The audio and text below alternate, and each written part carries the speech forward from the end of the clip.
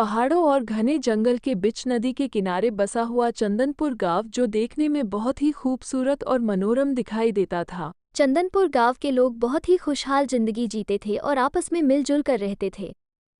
चंदनपुर गांव के बाजार सभी ज़रूरत की वस्तु मिल जाती थी। सभी लोग इसी बाजार से सामान खरीदा करते थे।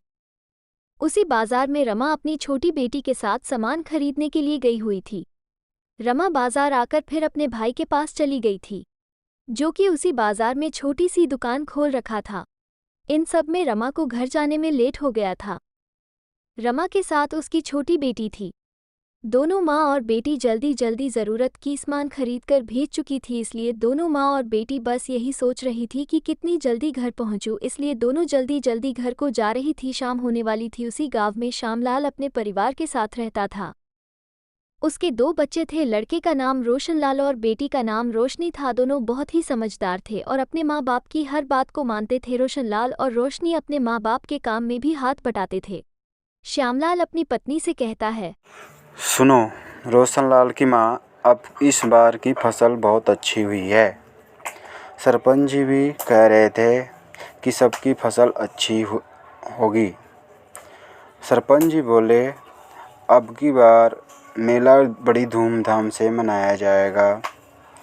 अब की बार मेले में रोशनलाल और रोशनी के लिए नए कपड़े भी लाऊंगा। रोशनलाल को मेले में कंधे पर बिठाकर घुमाऊंगा।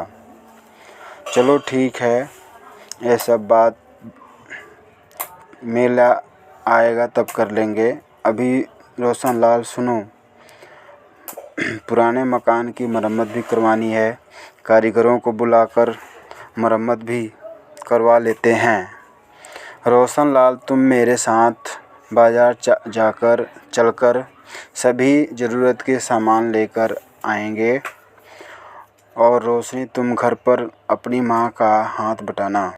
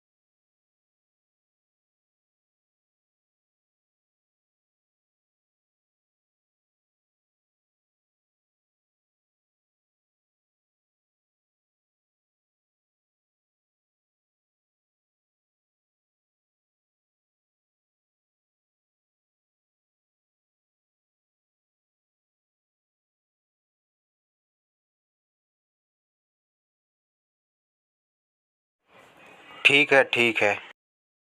उसी रात को जंगल की तरफ से गांव में कहीं से एक चुड़ैल आती है। ये चुड़ैल बहुत ही भयानक थी, देखने में ही बहुत भयंकर लग रही थी। ये चुड़ैल बच्चों का शिकार करती थी। चंदनपुर गांव में भी इसी इरादे से आई थी कि यहाँ पर भी बच्चों को उठाकर ले जाएगी और अपना भोजन बनाएगी। उस चुड़ैल को बच्चों का शिकार करने में बहुत अच्छा लगता था। वो बस इसी फिराक में रहती थी कि जहाँ भी बच्चे मिल जाए, फिर उनका शिकार करके अपना भोजन बना लेती थी। एक दिन रोशनलाल और रोशनी अपने घर की सफाई करते हैं।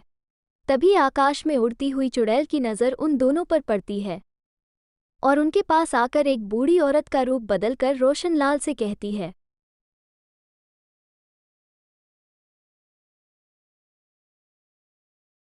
सुनो बेटा, मुझे कुछ दिखाई नहीं देता, मुझे मेरे घर पे छोड़ाओगे क्या?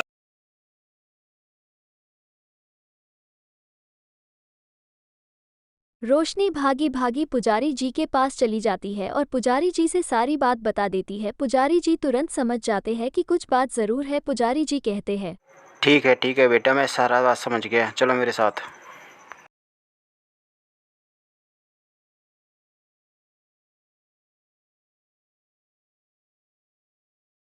उधर रोशनलाल जाते जाते एक एक पेड़ के नीचे आ जाता और पीछे मुड़कर देखता है तो चुड़ैल अपने असली रूप में आ जाती है और कहती है,